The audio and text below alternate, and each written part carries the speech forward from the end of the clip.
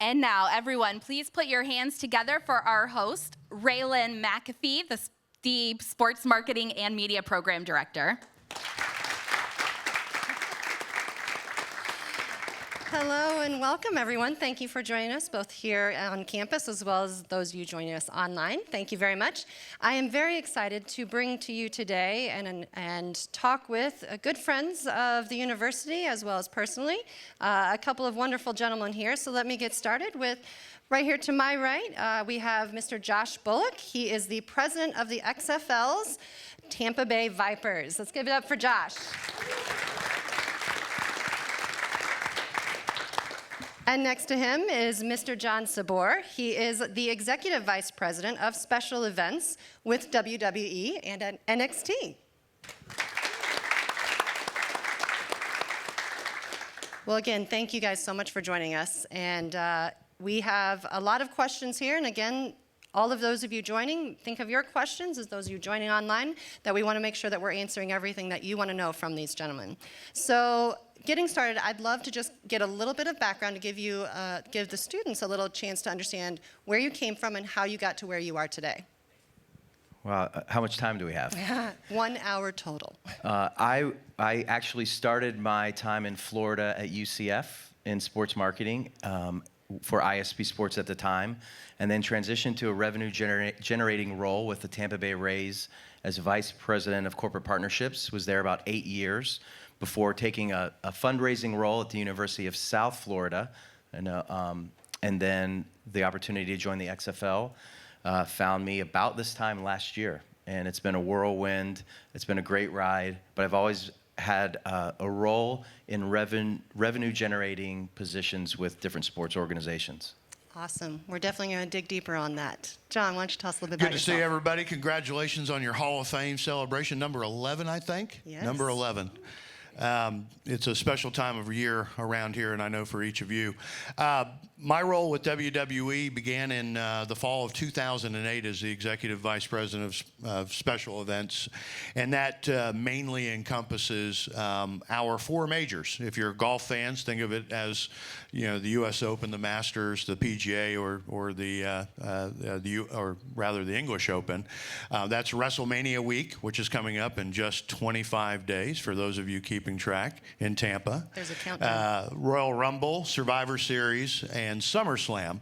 But I'm also, and we'll talk a lot about that, but I'm also really proud to help on behalf of our chairman, Vince McMahon, and Triple H, who many of you have seen on campus. He's here every week and has been here for the last 8+ years, helping to manage the what is just an amazing partnership between WWE and Full Sail. Before that, I led here in Orlando, not as well as the people that do it now, but I led the Central Florida Sports Commission that handles all of Central Florida and Orlando's sports development and sports economic development. Oh, that's amazing. So we've got a lot to talk about, and I want to get started first with many people understand the XFL is started by Vince McMahon. Why don't you guys give us a little bit of feel of how that business relationship is between XFL and WWE? Go ahead, Josh. Happy to. I think it's important to know that while we do have Vince McMahon as our owner and chairman, the businesses are very different. Like, there's a lot of similarities, but Mr. McMahon is fortunate enough to provide us with the XFL the time and resources that it takes to build this business and ultimately stand on our own. You know, we do collaborate with WWE on a variety of things, more from the startup side of the business, back of house help, and reaching out to them. We look at them as brothers and partners for advice and guidance, but there isn't a daily collaboration between the two businesses. You know, we're very different, and that's by design. I think hopefully in the next few years you'll see the XFL grow, and we'll be able to stand on our own with our own resources that we've built, you know, with the oversight of Mr. McMahon. Okay, that's great. That's great understanding to see how those two fit together. And at the same point, as there are two very different entities, there's a lot of similarities that are being brought into the XFL that WWE has established. Can you talk to us about some of those? You want to do that, John? Well, I think all of it is predicated on the man. and what he's created in the DNA of sports entertainment. And I think a lot of not all of you are old enough to have realized or seen or experienced the iteration of XFL with NBC back in 2001. It was glorious for its time. And so much of what you see today in coverage of sports, so much of what you see in the coverage of NFL games, that was the beta site, if you will, whether it be the spider cams, whether any number of production techniques that are used today by NBC, ABC, ESPN, and the like were developed then in our partnership with NBC. I think our chairman did a masterful job then of blueprinting what he thought could be an offering for spring football. As Josh will do really eloquently, there was no shortage of resource and research that went into the rebirth, but we really call it the inaugural because it's the inaugural offering of this XFL offering. And I would tell you that so much of what you see in WWE and its positive attributes in fan engagement and all of those kinds of things are the same things that you'll hear Josh talk about and are born from the vision and blueprint that our chairman put together a long time ago. But there's also a distinct difference between what you saw in 2001. How many were old enough to go to football games in 2001? Okay, not many of you. 4. It was pretty cool. We had a team here in Orlando, and it was really cool. And I would tell you that the Citrus Bowl was alive. I would tell you that it was one of the most popular sports offerings, and if you had asked Central Florida whether or not they wanted to continue, the answer was absolutely yes. So I think our chairman spent the last 15 plus years never losing sight of what he started. And if you've seen the ESPN documentary and so many other things, I'd say he wanted to keep going. And our chairman has been as successful as he's been by virtue of having enormous commitment, resolve, and having a vision and following that vision and never straying. It's not to say he doesn't take lots of advice from lots of people. That's the only way 50 years later, as a business, you can continue to adapt and grow. But I would tell you that when most had moved on to the next thing, our chairman was thinking about what this might look like if we ever brought it back to the United States. Yeah. And to expand on that, the first version in 2001, there were more distinct parallels between the two businesses, right? This time around, the focus is about creating a quality football product, which the first version did not have. So that is the primary focal point for version, if you want to call this 2.0, as well as putting our fans above all. We want to make sure that we're providing fans with a quality football product, and we know if we deliver that, we're going to be giving the fans what they want. We also want to make sure that tickets are affordable. You can come to a Vipers game and sit in the lower bowl of Raymond James Stadium with a $20 price point, right? We think that that will allow our product to be accessible to all fans, and there's so many of them in this great state. And also, we want to make sure we're accessible, right? We'll make sure that when our fans come to games, they're getting an experience that they've never had before, especially at a pro or college football game. So we're putting fans on the field pregame, making sure our players are removing their helmets, showing their faces, relationship building with fans. That is a distinct difference between the first time in 2001 when this was tried and this version. And we feel like this version is built to last. It's resonated well with fans, and we're excited to see where it goes. So, Josh, you've had some history in the traditional sports realm at the college level and professional level. How is this approach for you now as a president, how is that different from some of the other sports organizations that you've worked with? I think John will say the same thing. At the core of what we are and what we do, there's relationships, right? It's relationship building with fans, with coworkers, with our chairman. That's at the core of what we do. Is we talk about it daily. Is how do we build the connection between fan and product? Obviously, we have to create a good product first. If we don't have a quality product, we don't have anything to relationship build with. But it's important to us to make sure that when you tune in on TV, that what you see is entertaining and it's professional and it's well run. We want to make sure when you come to games that there's value for the investment that you've made and that we're adding value to that constantly. We also want to make sure that the engagement that you have across social media platforms is innovative and unique, and we're figuring out ways to make sure that we're giving you what you want as a fan and as a consumer. That's at the forefront of what we are doing on a daily basis, which is refreshing because some environments I've been in have placed emphasis on the business in other areas that were not quite as sustainable. So it's refreshing. At my core, I love relationship building. I think John's the same way. We consider each other brothers, and we met today for the first time. That resonates well across the business, and I think that's what builds fan bases in a way that relationships are strong and they're built to last. And that's the best part of this business.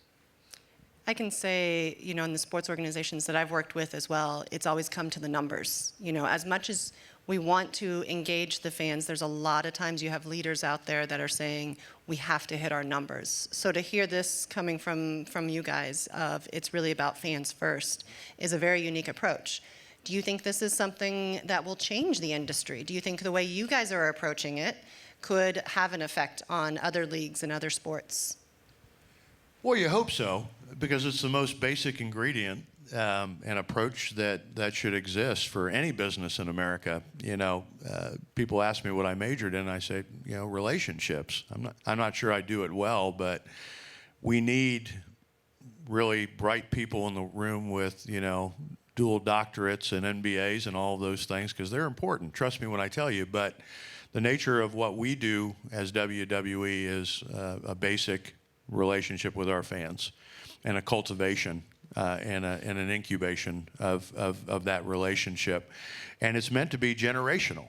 So it's not meant to be a hit and run relationship. It's meant to be from the cradle to the grave. I say that for embellishment purposes, but if you go to WrestleMania in 25 days at Raymond James Stadium in Tampa, where we're cross-promoting like crazy right now, you can only imagine.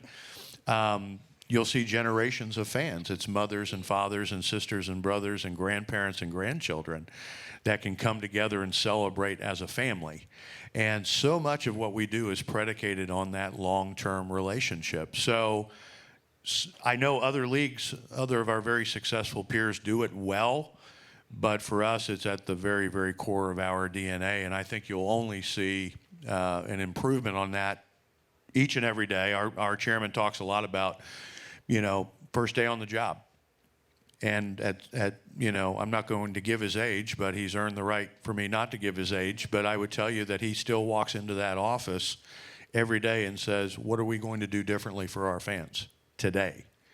And that's a living, breathing mandate with 500 events. No two can look the same.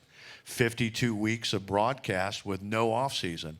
They can never look the same. So you better have built that fundamental relationship with the people who are taking time out of their day, they're taking resources out of their pocket, and they're taking quality time that they can be doing anything with, and they're giving it to you. You better make sure that you reciprocate.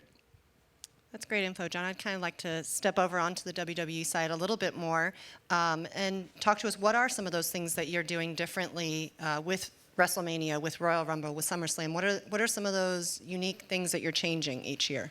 Well, I think the first thing that we're really proud of is, I'm thinking a lot about WrestleMania right now, as most of you have picked up on. I'm getting texts about it literally as we speak, and that means that we're in our Christmas season. This is our Super Bowl, right? And I think our partners our friends in the NFL do an amazing job of presenting 50-plus years later their Super Bowl. What we're really proud of in our 36th presentation on April 5th is the fact that you can still buy a $35 ticket to our Super Bowl. Now, can you buy a $2,000 ticket? Yeah, but there are 12 price points, and we put together a lot of parts of Raymond James stadiums that'll be affordable and available. I think the other thing that we do really well is that our social media footprint, the content that we develop and deliver is fan-centric. It's less about the superstars, more about the fans. Or it's a direct connection between our superstars and those fans. There's no middleman. It is a direct dialogue, and I think that with over 1 billion social media followers, which is hard to even say out loud still, that we have a bona fide billion people around the globe who have opted into WWE's social media platforms. The challenge to get quality and consistent content out there and create, again, a superhighway between our fans and our superstars and our product is one of the things I think we do as well as anybody out there. But I think what does WWE do as a whole to be fan-friendly can be seen in the mission statement. The mission statement, you see lots of mission statements. You may even have one for yourself. If you ask our chairman or Stephanie McMahon or Paul Levesque, Triple H, or John Saboor what our mission statement is, we'll all come up with a really quick and simple answer: putting smiles on people's faces. That's literally the mission statement. So if that's the predicate, it's probably not going to be too hard to figure out that your job and the fans are number one. Your job is to super serve the fans as your number one priority. So I think from the intimate relationships that are formed between fans and superstars that are enduring over time, the points of access like Josh is talking about that the XFL is providing, we've long felt that this was really important to be able to be and be near superstars, to talk with those superstars, again, not to have any sort of middleman in that dialogue, and to create opportunities over and over and over again where grandpa or your granddaughter can have quality time with our fans and develop that relationship and develop it over time. So again, with the predicate of putting smiles on people's faces, that kind of leads you to where we're headed on a daily basis with respect to our fans. So with the vision of XFL, how much, Josh, maybe you can take this one, how much did Vince come in and say, I want to run it like this? Did he give you any guidelines? Obviously he loves football and that's why he's bringing it back, but what was given to you as a president? Do it for the love of football. That was it. That's our mission statement, is for the love of football. So if you think about these two wonderful organizations in the mission statements, you hear smiles and love. Right? So Vince talked a lot about he's honored to have the ability to provide this opportunity not only for XFL employees, but fans of the great game of football that he loves, right? So a lot of what he did to start was to hire Oliver Luck as our commissioner and CEO, a wonderful leader on the football side of the business, and Jeffrey Pollock, our president and COO, and gave those two men a foundation, time and resources to build this league the right way with what I spoke about before, delivering a quality football product on national television. Every one of our games across the league is on national television every weekend. No sports league has ever launched in that capacity ever. And so he gave us that foundation to launch this business the right way. And that's his involvement. He's let us build this and grow it the right way, and we've done that so far. And that's been a wonderful thing. I wish in time, I hope to get to know him better. I'm new to this, given the fact that I started in June, but we are taking a lot of the WWE best practices and learning from them. So we're not going to ignore numbers. Ratings are important. Selling tickets is important. Our focus really is about that fan connection and building relationships that last. And we're excited to tell people that we're all Vipers fans. You can be a Gator and a Seminole and a Knight and a Bull, or a Dolphin or a Buccaneer, but there's no football right now. So let's put all those jerseys aside and put on a Viper shirt together. And let's help write the Viper story together from the start now. And I hope someday I'll be a grandpa passing on this to my grandson. And if we do it right and we keep building the business with these core principles intact, this will grow and in time will hopefully be like a WWE. And it's exciting to lay the foundation and get started and build these relationships. And that's what Vince his involvement has been, to stress the importance of that. That's really exciting. And I think it's eye-opening as well, for the consumer to see he's not lording over you or saying you have to do it this way, but yet you're taking those best practices. Talk to us a little bit more, Josh, about what you guys are doing, taking the helmets off, and how are you connecting the fan with the players? So if you claim to be a league focused on the fans, you have to listen. You have to listen to what they want as a consumer. You have to listen to what they want in regards to what they want to see on the field. And we did that. We did research, and what we learned was there is an appetite for more football. There's an appetite for more football immediately after the Super Bowl is over. That's why we started when we did. But what we heard from fans in the research is more action, right? Traditionally, there's a lot of stoppage in play for reviews and injuries and TV timeouts and all of those things. So what we heard was we want more football, but we want more action.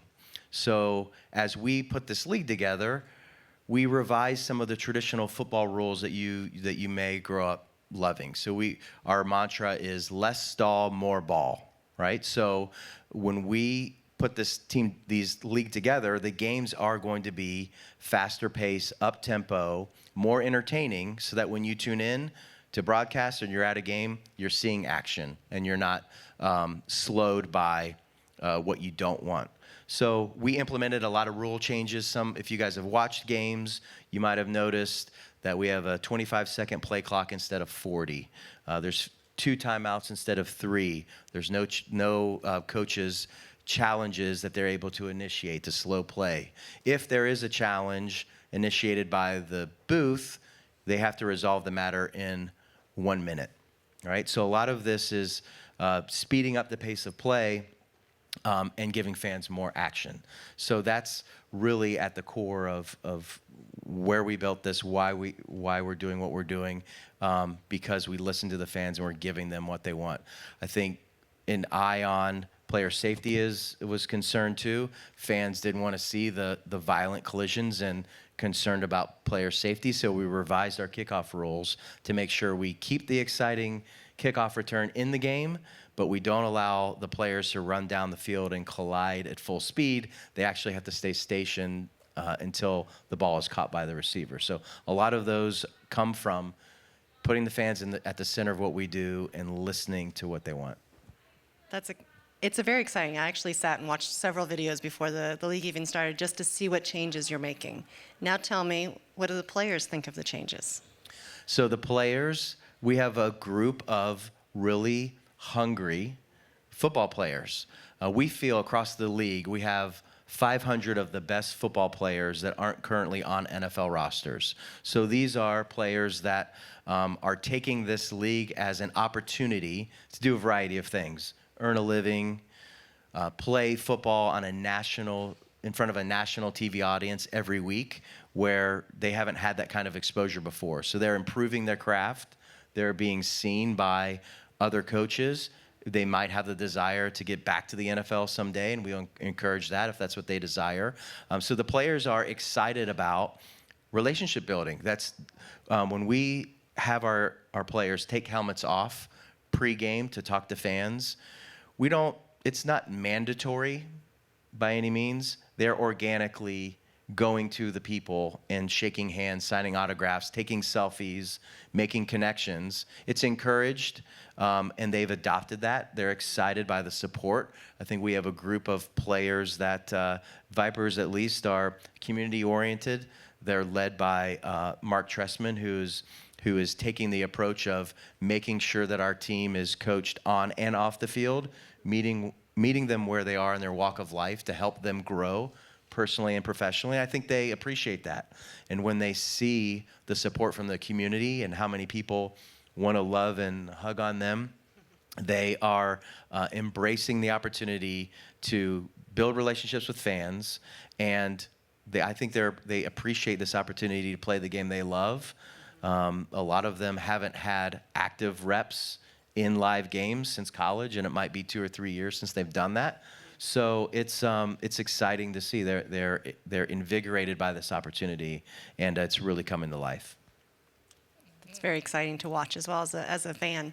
So John, talk to us from WWE perspective with the 5 weeks of season in the XFL, right? Left. Okay. So talk to us a little bit about, have you guys seen from the WWE side anything that you want to enact into your organizations, or things that they are doing that you can see placed into your organization? You can see the transference of DNA. You really can, and it starts with, if you think about Monday Night Raw and SmackDown, Friday Night SmackDown, SmackDown Live, and our new relationship with Fox and Raw with USA. You're talking about the number 1 and 2 programs in the history of pay or linear TV as being the longest running episodically. I mean, just think about that. Consecutive episodes that are in and around 2,300 consecutive weeks. So I think Josh said it well. You see the production value of the XFL. I mean, I love watching it. I'm a Florida State fan. I miss when college football is gone. I really miss when the NFL is done. But I'm excited and encouraged by the spring football offering, and I think it's field of play. The football better be good. And oh, by the way, it's been pretty darn good. Second, the rules changes or adaptations that have made it a less than 3-hour experience, which I think is fantastic. As your time as students, as young people, becomes more and more valuable, and so many people are grabbing at you for a piece of that time, boy, we better keep you moving while we have you, and make sure that if you play golf, it can't take 6 hours. It should take 4. If you're watching football, it should take 3 hours, not 4.5. So field of play, they've done an amazing job. I think the production value has been amazing, and I think you'll see us take some of the innovation that we'll see in the second presentation of XFL production-wise, and you'll see that eke its way back. And I think you're going to see the XFL as a beta test site for a lot of technologies for the production of sports as a whole, or sports entertainment that would include the WWE. Really vague answer, because you said come back this way now. I do think the quality, I do think the engagement, and I do think the affordability are all things that will continue to resonate back to WWE as overarching principles and what we do for our fans. So I didn't do a very good job of going A to B there, but I hopefully got you back to B somehow. And I'll add one more piece. You're good. Is sound. Mic'd for sound. That's something that we learned from WWE that was important to us, is to make sure that the fan connection during broadcast is our players are mic'd for sound. When you watch a game, you can hear the play call from the coach to the quarterback, right? We have cameras in the locker rooms. You're actually listening to the officials collaborate on what call to make and why. Was the foot in, was the foot out, what do you see, what do you didn't see, I didn't have anything. So all of a sudden the sound makes our game transparent, and there really are no secrets, and all of a sudden the fan is drawn in. That a lot of those lessons were learned from WWE, and as we enhance them, I'm sure it'll go back the other way as we enhance and revise access to players and moments. That's where the connections are really made, and that is a distinct connection between the two. Definitely. I think you both touched on the broadcast side, and can you touch on how important broadcast is? And with, like Josh, you said, the XFL is the very first league to come out with all of their games broadcasted on national television. Talk to us about this partnership and this relationship, and how it became, and then also how important it is for you. So ESPN, ABC, and Fox will broadcast every XFL game this season. So from an exposure standpoint, we're in millions of homes, millions of eyeballs. That kind of exposure you can't create anywhere else other than with those broadcast partners. Disney and Fox, there are no two bigger in the world. The value obviously is the broadcast. We love that, appreciate that. But what our partners have done for us on the promotional side of things, with capturing player content for promotional and commercial materials, what they do organically and with spot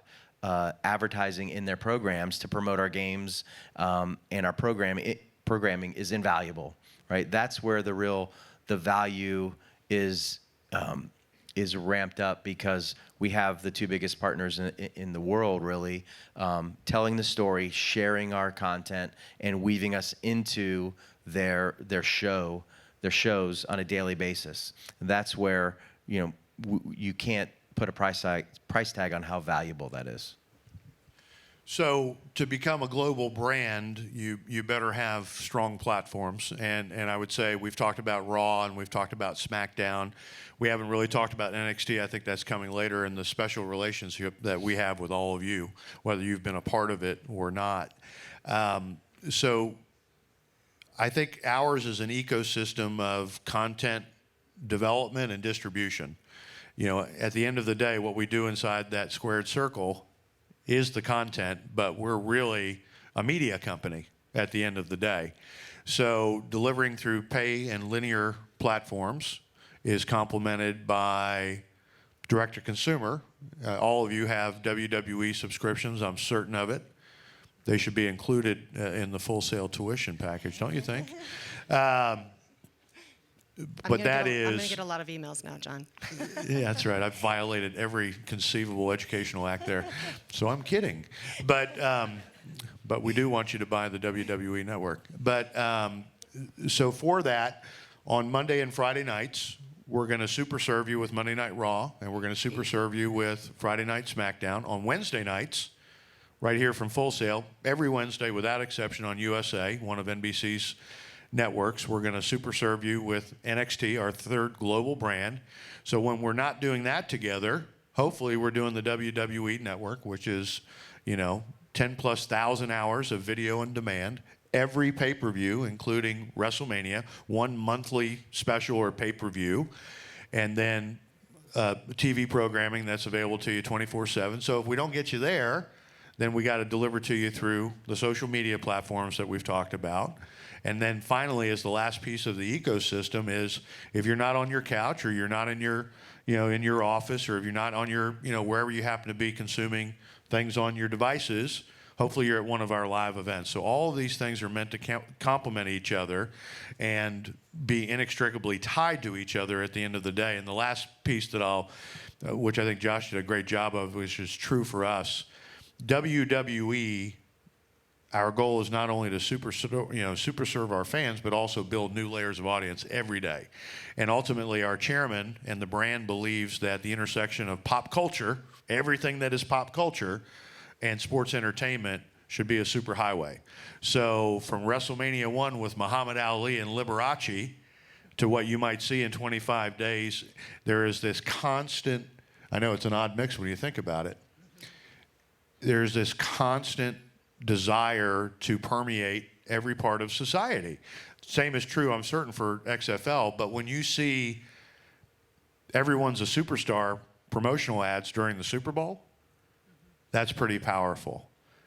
So it is even beyond the broadcast. It's the engagement of NBCU and Fox in making us a part of everything that the network brings to life and delivers to their viewers. And I'm glad you brought it up. That's where I was headed next, was with NXT and moving from just one time per month that you were here on campus to now broadcasting live every single week. Talk to us a little bit about that transition, both from the university perspective through the television perspective, and anything else you want to bring to life. Your leadership at Full Sail in 2011 sat in a conference room with us, and we knew of this place. It was the best in class, Full Sail, best in class in terms of what it's teaching you and what it's doing to prepare you to get into this industry. And the industry has several different off-ramps. But everything you learn here is so valuable. And they said to us at the very first meeting, wouldn't it be great if we could somehow find a way to deliver real-world experience? I mean, you hear it every day. In addition to what you're doing in the classroom and in your labs and what you're doing online and what you're doing on campus, we got to deliver real-world experience that separates you from your peer group when it's time after you graduate to go find the next chapter of your life professionally.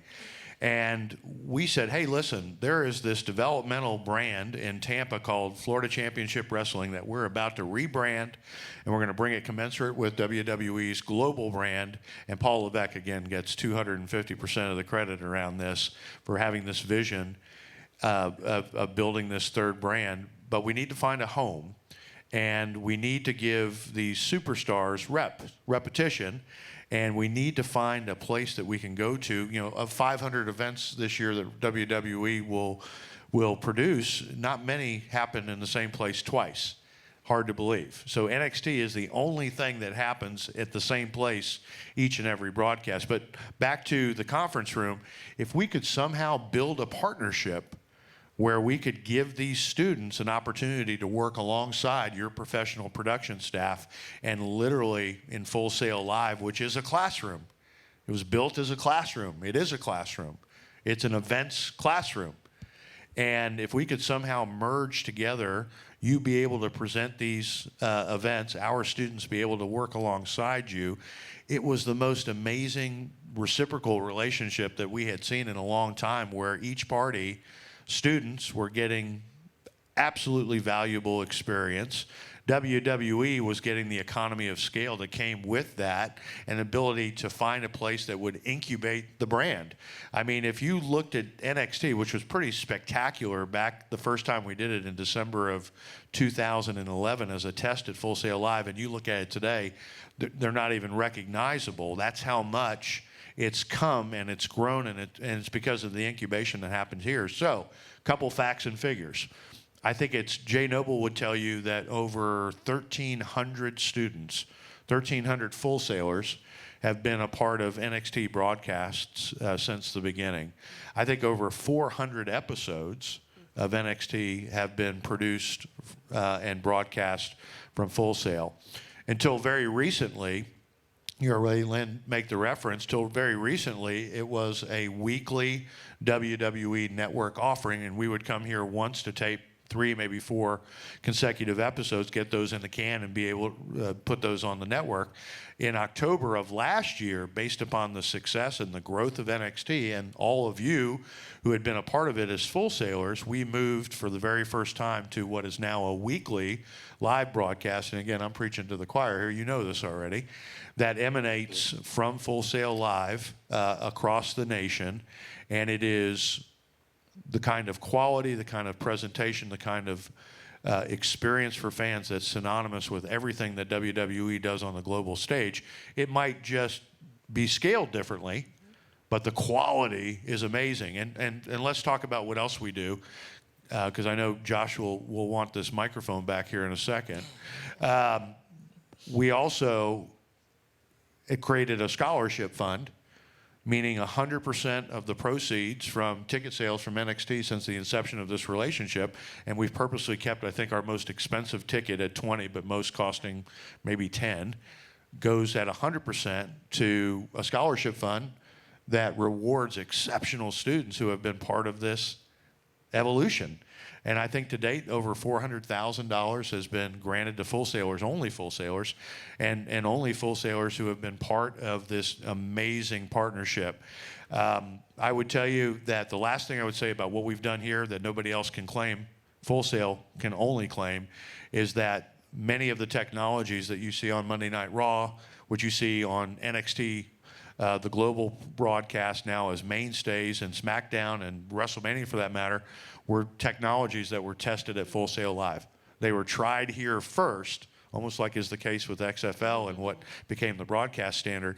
Everything that we've done in large measure now in our broadcasts or in our event presentation was born here at Full Sail. So, and then the last thing I'll say, and I promised you that too last ago, is that more than 50 Full Sailors have been engaged by WWE in some professional capacity because of this partnership and because of the fact that we got to work alongside each other, that Paul Levesque and others got to watch you amazing Full Sailors bring these, programs to life. You now work for us full time. He talks about seeing kids that were pulling cable on day one that are now lighting directors for NXT. I look at, Levi's Stadium a couple years ago for WrestleMania, and I looked across the field and I saw 2 Full Sailors, and I had to kind of stop. What are you guys doing here? Well, they had been asked to come and work our Super Bowl. This is the biggest honor that we can pay. And I'll tell you, the best is yet to come in this partnership, and look for us to do more and more and more with all of you, because you are the best, you are the brightest. Oh, that was wonderful. Thank you, John. It's awesome. So at this point, we're going to actually open it up to you guys because I know you guys are dying to ask some questions here. We're going to start right over here with this gentleman. I actually have two questions. Is there a reason why the Vipers chose Tampa Bay as their home over Orlando? And my second, actually, you know what? I forgot my second one. So just go ahead and answer that one. Go with that? Yeah. No, well, the real reason is when we started, when we originally planned to launch the XFL, the AAF was in existence and there was a team in Orlando, right? So we analyzed a lot of markets around the country and landed on Tampa for a variety of reasons. Wonderful weather, great fan base, unbelievable facility run by a first-class organization with Tampa Sports Authority.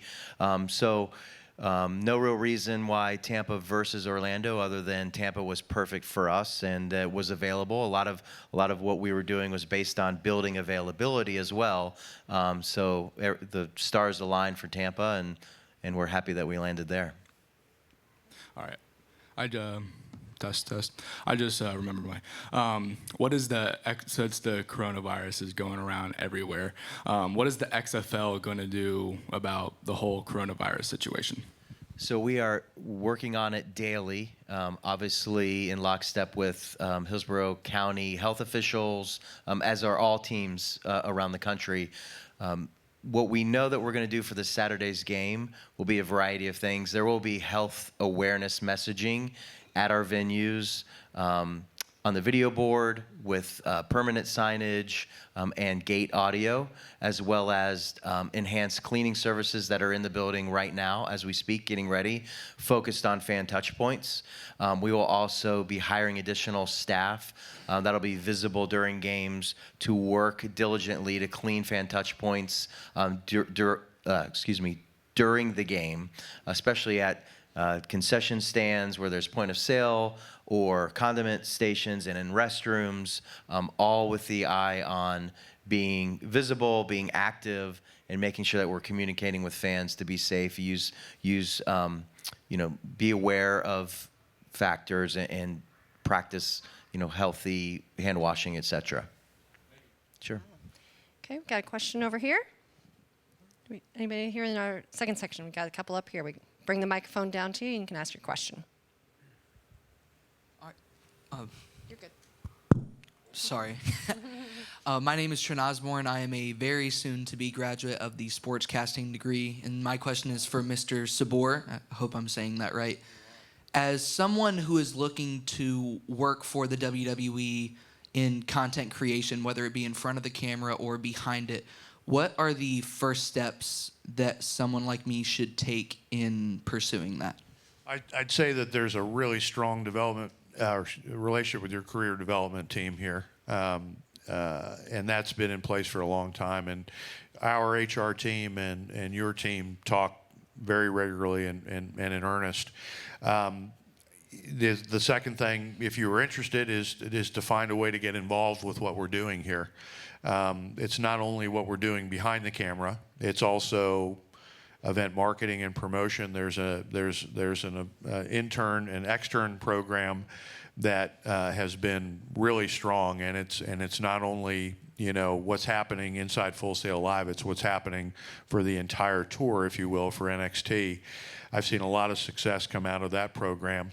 I tend to talk about the production side more than not, but the fact is that it transcends. And then what's really neat about our Global Performance Center, which is the part we haven't talked about, is you can tell I'm in event season because the phone is lighting up. So this is, if you ever want to get into this business, your phone never gets shut off, by the way. But I would tell you that we've been honored to be part of your Dan Patrick supporting what is really cutting edge education. And I think you have, a great benefactor in Dan and then great faculty. We try to get our on-air announce team involved with it. And I would say at the Performance Center, that is where every one of our global superstars who's signed to a developmental contract comes here to Orlando to learn everything we teach inside the ring and be outside of it, and inside rather. We also teach our on-air talent everything that, the skills that they need to bring to broadcast and live event presentation. So don't be bashful about becoming involved and engaging some of our on-air talent and working with your instructors to see whether or not it might be possible to come over to the Performance Center to see what specifically our on-air announcers, the training ground that we've created for them, because we recognize that our superstars are our lifeblood, but frankly, our on-air talent is just as important in terms of the announce team. So congratulations. Are you part of the inaugural program?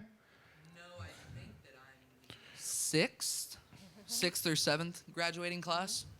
That is pretty, that was time that went by very quickly, but congratulations, because it's a top-notch program. Thank you very much. All right, I think we're going to take a question from some of our online listeners. Yes, so we have an online listener named Tiago Colas, who's an entertainment business master's graduate, who wanted to ask both panelists how they view the need for expanding fan relationships and events all over the world, but particularly in Latin America. Do you want to start with that? Yeah, I'd be happy to. So part of our global growth and strategy is creating localized content. So the Performance Center that you see here in Orlando, I think Paul Levesque would tell you that he wants to build similar kinds of performance centers around the world, because our fans have told us that while they love John Cena from Massachusetts, they're interested in seeing superstars that may be born and raised within Latin America. So with that, you're going to start to see more and more and more. You've seen the UK Performance Center building localized content within the UK. NXT UK is now its own brand, conducting events with more regularity in UK. So it starts and ends with developing localized content. So we've heard our fans around the country, especially those in Latin America, and you're going to start to see derivatives of WWE, always underneath that moniker, but international stars, more international stars, because we have a ton right now, that are born and raised with the help of fans within those endemic markets. And I think for the XFL, it's too premature for us to be thinking much farther down the road than getting through the season and revamping and revising and growing into year two. Hopefully we'll grow to be the size of WWE at some point, but it's too soon for that. We'll let you get out of diapers first. Thank you. We need that. Yeah. All right, I think we have another question over here. Hi. I just have two questions for the XFL. The first one is, have you guys had talks with the NFL of maybe becoming like a minor league system with them? Because I know last year the AAF had a number of players sign with NFL teams going into training camp, and it seems to have maybe worked. A couple of them maybe not have made the roster, but practice squad, or at least got their name out there. And then my second question is, what do you guys plan to do with March Madness coming up? And obviously this being one of the biggest sports times of the year with March Madness, the Masters, NBA and NHL playoffs, MLB opening day, like how will you guys compete with them on a television level for viewership? Great questions. To start, we view ourselves as a complement to the NFL, not a competitor of. Roger Goodell and Oliver Luck are they used to work together. They're friends. They've collaborated in regards to sharing information and ideas. Roger praised our investment in the game of football. So we're not going to brand ourselves as the minor leagues or a developmental league. We are our own new professional sports league. But to some of John's points, I do think over time, a lot of what we're doing with game presentation and rules and play could be adopted not only by the NFL but other sports organizations, in regards to fan relationship building, access, etc. In regards to competition, we understand that we're an entertainment option, and we are working hard to earn our fans. We're new, but we feel like if we put the quality football product on the field that we've talked about, make it affordable and give you the experience that we promise, that the fans will come. I think year one, we realized that we're earning trust, and that takes time. But I think we're proud of the entertainment value that we do offer in venue and on broadcast. And we'll see how it. We're not actively worried about other sports programming. We pay attention to it, but we're going to stand up this league the way we've designed it, and so far fans are coming, and we expect more of it, and I think it will grow from here. Great questions. Thank you. All right, I think we have another question right up there. Stand up for me. Hi, how you doing? My question was for you. I'm sorry, I'm bad with the mic. But I was wondering, what is the XFL plan to do to establish their players as household names? So another great question. I'm fine. Thank you for asking, by the way. I didn't know if it was me or John. So right now we're focused on the football product. Content for us is twofold. It's explaining the game, talking about the love of the game, which is at our core. But we realize that a lot of our players aren't household names yet. We have an eye on storytelling, making sure that we're building connections with our players in a variety of ways. It's not just the play on the field, but it's also this veteran story who hasn't gotten a chance to play because he's been serving in the military, or taking a community angle for someone who is working with at-risk youth, and that's part of his post-game ritual, is making sure he spends a little bit of time teaching. So we're not we're developing relationships with our fans, with our players, but it isn't driving our mission daily to make stars out of our players. We think that will happen organically in time with quality play, and we're focused on making sure we find the best available football players and men, community leaders, that we can across the country, and we feel like we've done that.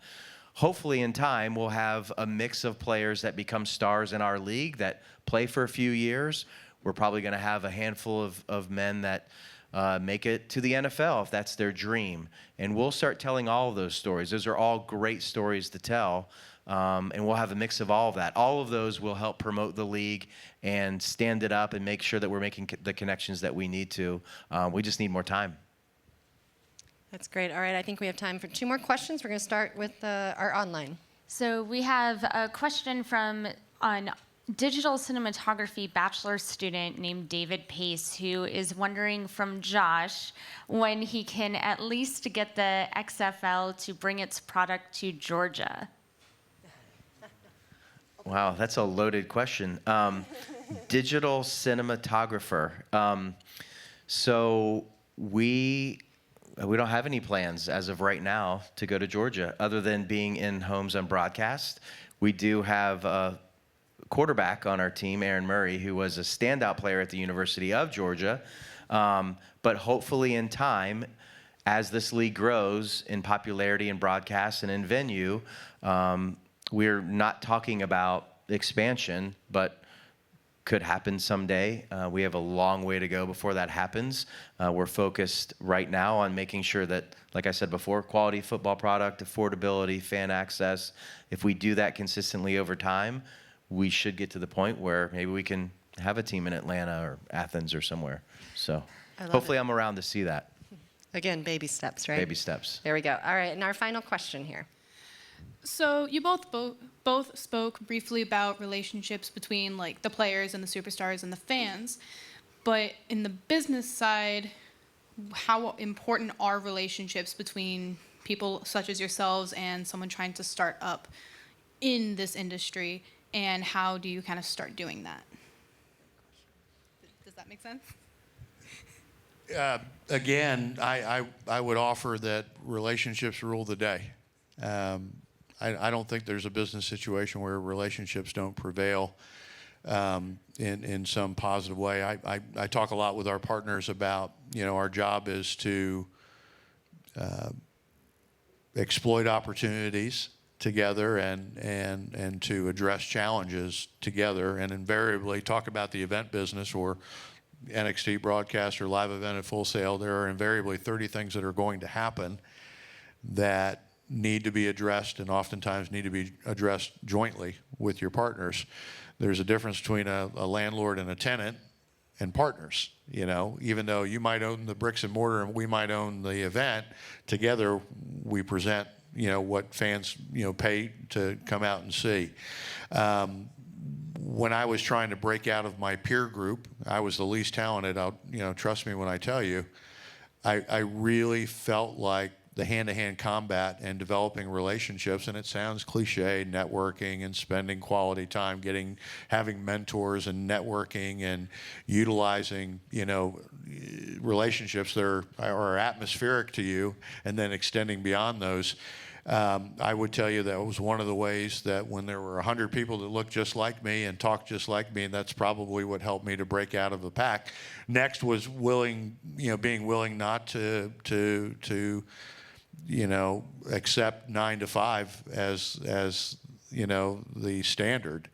Josh would tell you he hasn't worked 9 to 5 in a long time. I haven't worked 9 to 5. I can't remember. I was answering emails this morning probably at about 1:30 a.m. and started again at 7 o'clock. Don't have to, but ours is a global business. So the passion, the commitment, the willingness to get away and out of the 9 to 5 box, which you don't hear a lot anymore, because I think that was more prevalent with us and maybe our parents than it was with you all now. And resigning yourself to demonstrating your passion on a daily basis, your commitment to be better than your peer group on a daily basis. And, you know, if you ask Josh Mora, who's sitting, you know, to your left, what's the most important thing for him in his relationship for what he does for Full Sail, he'll tell you it's relationships. 100%. That's very well said. I'll just add one layer to that. I echo all of that. I would say relationship building is the reason I'm in this job. It's how I got here. It's the most important thing that I can do, not only for me, but for the business. The one thing that was stated to me that stuck with me from my interview before I had this job was, we need a relationship builder for the XFL in Tampa, a bridge builder. And you can't do it if you're not authentic, if you don't really care about others and are willing to serve, because relationships have to be a two-way street, right? They can't always be self-serving. And that is at my core personally. I was blessed with that ability. That's a God-given thing that fills my cup daily, to be able to build relationships and have environments like this where I share the story and hopefully someone takes something away from it and grows and we make the connection. That is the number one reason why I've done what I've done in my career, gone where I've gone, because that has been the focal point for me in everything I do.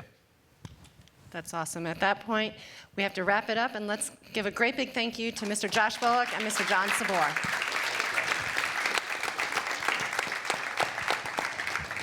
Thank you, guys.